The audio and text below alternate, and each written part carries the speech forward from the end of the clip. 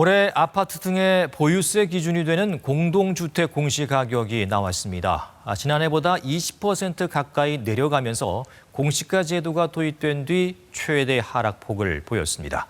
박영민 기자가 보도합니다. 서울 목동의 아파트 단지. 지난해 19억여 원에 팔렸던 전용 면적 66제곱미터가 올해 1월 13억 원에 거래됐습니다. 이에 따라 재산세와 종합부동산세의 기준이 되는 공시가격은 20% 가까이 내려갑니다. 작년까지는 굉장히 많이 올랐었죠. 6, 7년 전부터 공시가격이 계속 올라가지고 세금이 많아가지고 이제 불만이 많았었죠. 전국적으로도 올해 공동주택, 즉 아파트의 공시가격은 평균 18.6% 떨어집니다. 지난해 집값이 크게 하락한 데다 시세 대비 공시가격 비율인 현실화율도 2020년 수준으로 낮췄기 때문입니다. 공시가격이 하락한 건 10년 만에 처음으로 내림폭도 공시가 제도를 도입한 이후 가장 큽니다. 공시가격은 전국 17개 모든 시도에서 내렸습니다. 지난해 전국에서 유일하게 공시가가 하락했던 세종은 올해 30% 넘게 떨어졌고 수도권도 20% 안팎 내려갔습니다. 9억 원 이상 15억 원 미만 아파트는 20% 이상 떨어졌고 대부분을 차지하는 9억 원 미만은 18.5% 하락했습니다.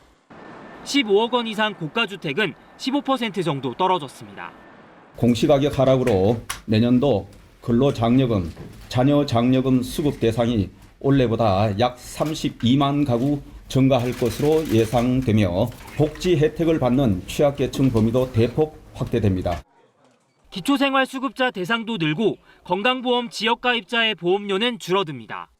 KBS 뉴스 박영민입니다. 이렇게 공시가격이 내려가는 만큼 보유세 부담은 줄어들 전망입니다. 특히 종합부동산세 과세 대상이 절반 가까이 줄고 다주택자들의 세부담은 3분의 1 수준까지 낮아질 거라는 계산도 나옵니다. 계속해서 개현우 기자입니다. 서울 마포구의 한 아파트. 13억 8천만 원이던 전용 84제곱미터 공시가격이 1년 사이 20% 떨어졌습니다. 이 집 한 채만 갖고 있다면 종부세는 없고 재산세 250만 원만 내면 됩니다. 전체 보유세가 38% 줄어드는 겁니다. 정부가 1주택자의 종부세 과세 기준을 12억 원으로 높였기 때문입니다. 올해 공시가격을 감안했을 때 종부세 과세 대상은 23만 호로 절반 가까이 줄어듭니다. 또 종부세율도 낮아져 전반적인 보유세 부담은 20에서 30% 넘게 감소할 것으로 보입니다. 2023년 국민 보유 부담은 2020년보다 완화된 결과가 나왔는데요. 보유세가 절반 넘게 줄어든 고가주택도 있습니다. 공시가격 15억 원이 된 서울 송파구 아파트 전용 면적 82제곱미터는 보유세가 1,050만 원에서 440만 원으로 58% 줄었습니다. 특히 다주택자일수록 세금을 덜 낼 것으로 보입니다. 공시가격 10억 9천만 원, 15억 4천만 원인 집 두 채를 가진 경우 보유세는 5,400만 원에서 1,500만 원으로 70% 넘게 감소합니다. 여기에 8억 5천만 원 집을 한 채 더 보유했더라도 세부담은 70% 가까이 내려갑니다. 다주택자들의 세부담이 줄면서 매물이 줄어들 가능성은 있지만 집값을 자극하진 않을 거라는 전망입니다. 다주택자는 세부담이 줄어드는 만큼 급매물을 회수하고 호가를 높일 수 있겠지만 금리 부담 등의 영향으로 시장에 미치는 영향은 제한적이겠습니다. 올해 아파트 공시가격은 다음 달 28일 결정돼 공시되지만 세금이 이대로 정해지는 건 아닙니다. 과세 표준을 정할 때 적용하는 공정시장 가액 비율이 변수로 남아있기 때문입니다. 재산세는 4월, 종부세는 상반기 안에 이 비율을 정할 방침인데 세수 감소를 우려하는 정부는 종부세에 한해 현행 60%인 비율을 80%로 올리는 안을 논의하고 있습니다. KBS 뉴스 개현우입니다. 단독주택과 토지의 과세 기준이 되는 공시가격이 내년부터 6% 가까이 내려갑니다. 정부가 공시가격 현실화율을 2년 전 수준으로 되돌리기로 한 건데 비싼 집일수록 세 부담이 더 줄어듭니다. 박진수 기자가 보도합니다. 수십억 원대 단독주택이 몰려있는 주택가입니다. 최근 들어 거래가 뚝 끊겼습니다.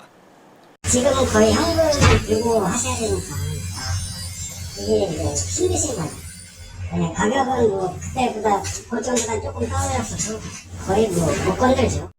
보유세 부담 완화를 약속했던 정부는 단독주택의 시가 대비 공시가격, 즉 현실화율을 2년 전 수준인 53.5%로 되돌리기로 했습니다. 이에 따라 내년 단독주택, 토지의 공시가격은 올해보다 6% 가까이 낮아집니다. 공시가격이 하락하는 건 금융위기가 있던 2009년 이후 14년 만에 처음입니다. 특히 서울에서 고가주택이 있는 강남, 서초에선 두 자릿수로 떨어지고 용산과 송파도 공시가격이 크게 내려갑니다. 반면 강북 지역의 하락폭은 서울 평균보다 낮습니다.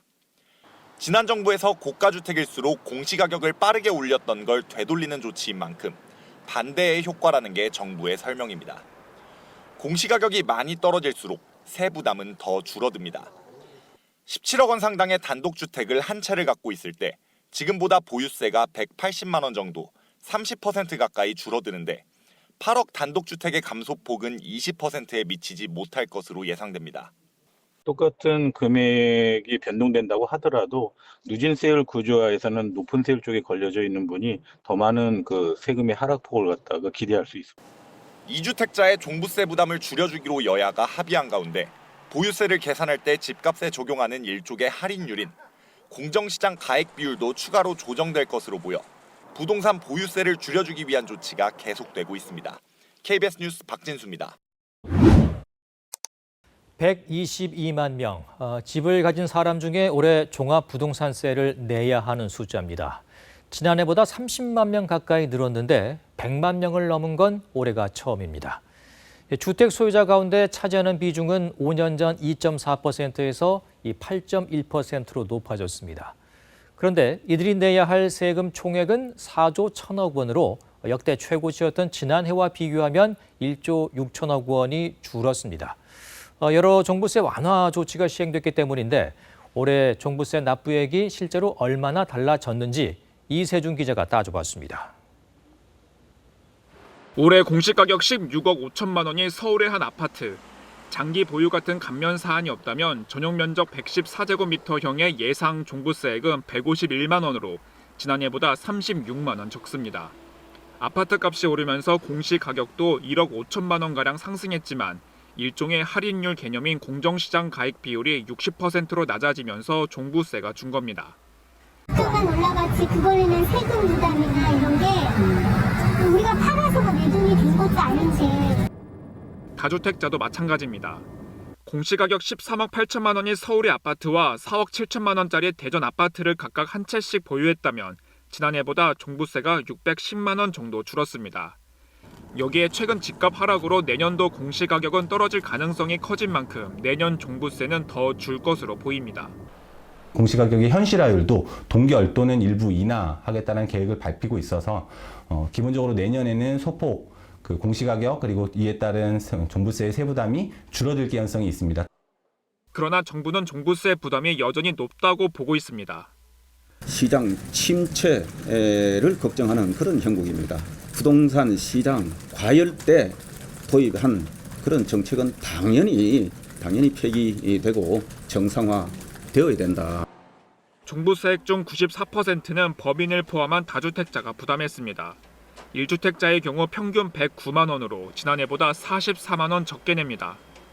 정부는 종부세 부과 기준을 높이는 등 법 개정을 추진하고 있고 야당은 부자 감세라며 맞서고 있습니다. KBS 뉴스 이세중입니다.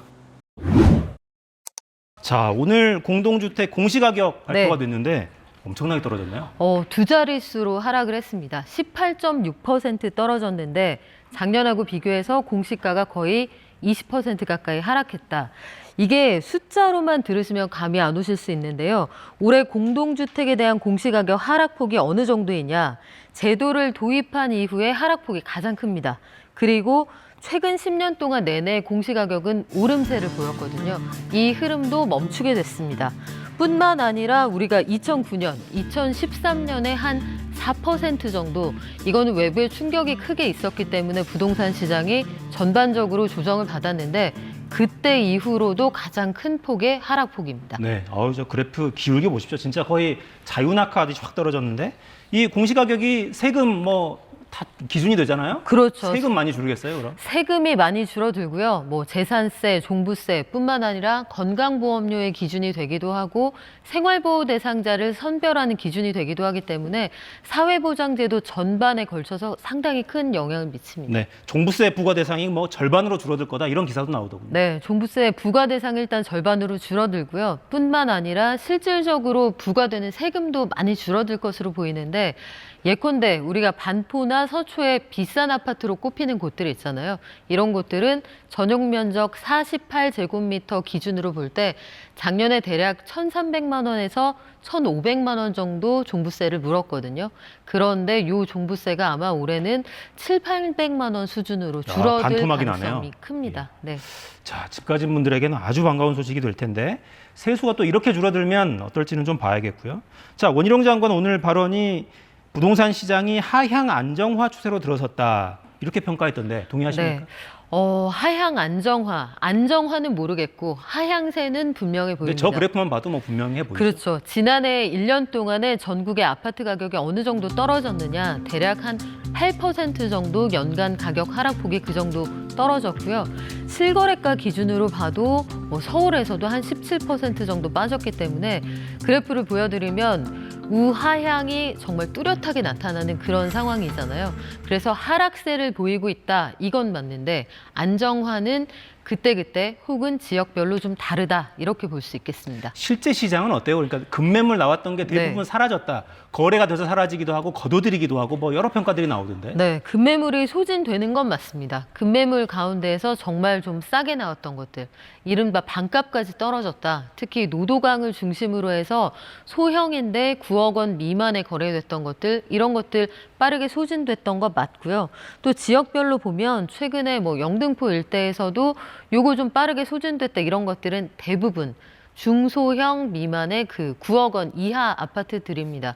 여기에는 대출 프로그램도 한 가지 영향을 미쳤다고 볼 수 있는데 정부가 올해 한시적으로 진행을 하겠다라고 하는 특례 보금자리론. 네. 이게 9억 원까지는 그 소득 묻지도 따지지도 않고 빌려드리고요. 5억 원까지 빌릴 수 있고 뭐 LTV 기준으로 볼 때도 생애 최초다 하면 80%까지 대출이 되니까 이걸 통해서 상대적으로 은행보다는 낮은 금리로 이번을 저가 매수의 기회로 보신 분들은 한 40~50% 빠졌다 하면 들어가실 수도 있는 상황이었겠죠. 네, 자 줍줍 시작되는 단계다 뭐 이런 평가들도 나오고. 근데 한편에서는 강남에서는 무슨 신고가 이야기가 나와요. 시장 분위기가 이런데. 네, 그런데 이게 진짜냐? 요거는 좀 알아봐야 합니다. 대표적으로 어떤 사례가 있었냐면 작년 5월에 압구정 현대아파트 157.3제곱미터짜리가 58억 원에 팔렸다라고 신고가 됐어요. 58억이요. 놀라운 숫자이기도 하지만 이게 종전 가격하고 비교를 해봐도 45억 원 수준의 다른 그 비슷한 평형의 아파트가 거래가 됐거든요. 근데 이게 58억 원? 작년 5월이면 한참 기준금리가 무섭게 올라가는 그 공포가 형성되던 시점이에요. 그리고 종전 신고가보다 더 높은 가격이었기 때문에 이게 실화냐 설왕설래 말들이 많았습니다. 그런데 결국 9개월 만인 올해 2월에 돌연 이 거래가 취소가 돼요. 거래 자체가 취소되는. 그렇죠. 그런데 아주 희한한 건 이게 취소된 같은 날 같은 층의 동일 면적의 같은 아파트가 또 이 신고가라고 했던 58억 원에 거래가 됐다라고 신고가 됩니다. 약간 이상하죠? 뭔가 이상 거래인데요, 이거는? 냄새가 좀 난다. 그래서 정부도 들여다보기로 했습니다. 최근에 거래됐던 아파트 가운데 한 1,000건 이상 그리고 신고가를 기록했는데 취소됐던 물량 이런 것들을 합쳐서 볼 때 이거 좀 이상한 거래다 싶은 것들은 다시 그 점검을 해서 혹여 하향 안정세 되려고 하는 시장에 돌을 던지는 나쁜 거래가 아닌지 들여다보기로 했습니다. 그러니까 전반적으로 집값을 좀 끌어올려 보려고 하는 그런 기도를 가진 세력이 뭔가 부당한 이런 거래를 하고 나중에 취소하는 이런 형태로 하는 게 아니냐. 의혹이 있는 거죠. 네.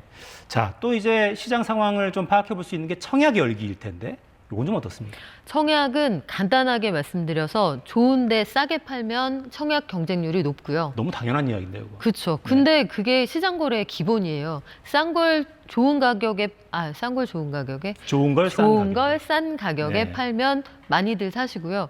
이게 좋아 보여도 너무 비싸다 안 사시거나 그럼요. 뭐 거래를 좀 뒤로 미루시겠죠. 실제로 강동구의 고덕 강일 이 3단지에 3억 5천에 월에 40만 원씩 내는 그러니까 토지 임대부 아파트가 그 공급 분양이 됐거든요.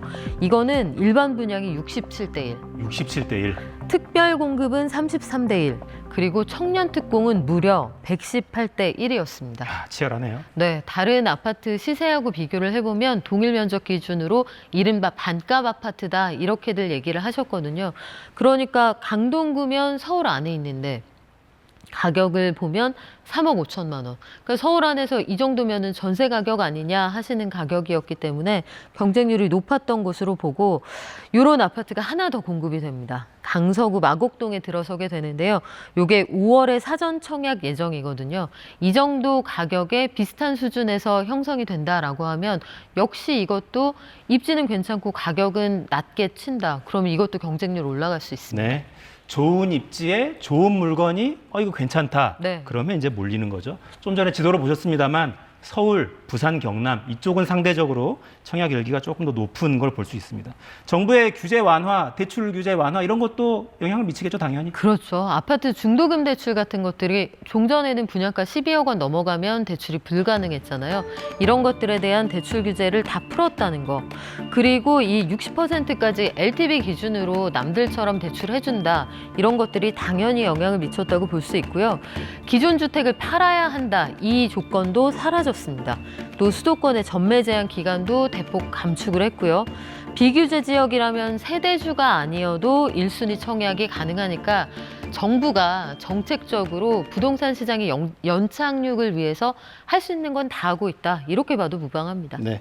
근데 지방은 또 분위기가 같을 수가 없잖아요, 수도권과? 달라요. 입주율을 보면 알 수가 있는데 입주율이라는 건 내가 들어가야 되는 집에 사람이 정말 들어와서 살고 있느냐 이걸 보여주는 통계입니다. 그러니까 계약이 됐더라도 실제로 들어가느냐. 그렇죠. 그런데 서울 수도권에서는 이 입주율이 종전보다 늘어난다는 통계가 나오거든요.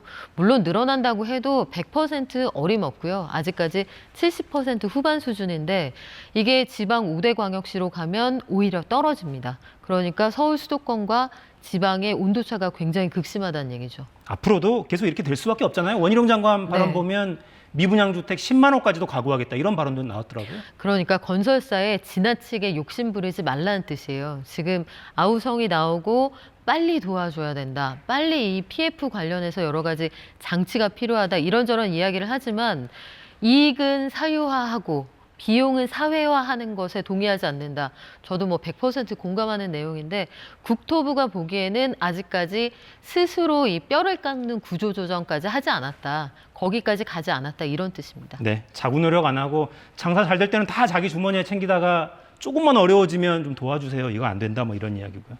자, 전반적으로 부동산 시장이 추세를 바꿨다, 전환했다. 바닥을 찍었다 이렇게 보기에는 아직 이른 거죠? 네, 그건 좀 일러 보이고요. 그냥 좋은 거 싸게 팔면 팔리고 우리가 아무리 경기가 좋지 않아도 어머 이건 사야 돼 이런 게 가끔 있단 말이에요. 뭐 너무 좋은 옷인데 한 정상가 대비 한 30%에 판다. 뭐 이러면 혹할 수 있는데 전체적으로 보면 소비 심리는 얼어붙어 있는 게 사실이잖아요. 네. 부동산 시장도 마찬가지입니다. 괜찮은 게 좋은 입지에 싸게 나오면 들어가시는 거고요. 그게 합리적인 가격이 아니다. 그럼 지켜보시겠죠. 이런 것들은 전반적인 시장의 분위기라고 보셔도 괜찮을 것 같습니다. 네. 자, 마지막으로 대한상공회의소에서 무슨 게시판에 여론조사를 하는데 이런 이미지를 올려놓고 하고 있대요. 전 이게 약간 눈을 의심했는데 상의에서 직접 만든 거라고 합니다. 저 얼굴이 누군지 알아보시겠습니까, 여러분? 무섭네요. 네, 약간 그렇죠? 네. 연준의 파월 의장 얼굴을 올려놓고 연준아, 연진이가 아니고요. 네. 더 금리 이렇게 돼 있어요. 자, 미국 이제 기준금리 또 결정이 있을 텐데 네. 법사님의 예측을 한번 들어보겠습니다. 저는 뭐 한결같습니다. 0.25%포인트 인상할 것으로 예상이 돼요. 물론 세계적인 IB, 골드만삭스 같은 경우에는 못 올린다의 한 표고 심지어 내려야 한다는 주장도 나오고 있지만 0.25도 안 될 정도면 연준 간판 내려야 되지 않을까요? 네. 0.25 아니겠느냐. 네. 이번엔 아마 베이비 스텝일 거다 이건데 보겠습니다. 자, 법사님 오늘 감사합니다.